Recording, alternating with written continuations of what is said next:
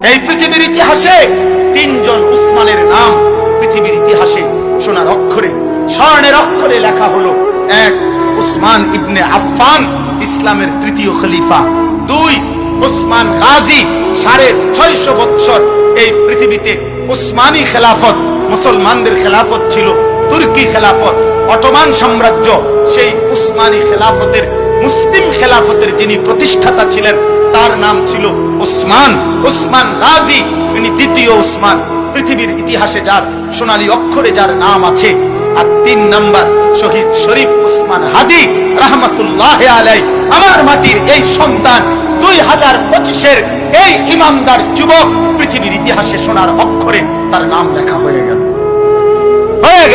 পৃথিবীর 1000 বছর পরে, বাংলার মাটির 1000 বছর পরে যেই বাচ্চাটা বাংলাদেশে জন্ম নিবে, ও বুঝ হওয়ার পরে ইনশাআল্লাহ শহীদ শরীফ উসমান হাদিকে চিনবে, তার নাম স্মরণ হবে, তার নাম উচ্চারণ হবে।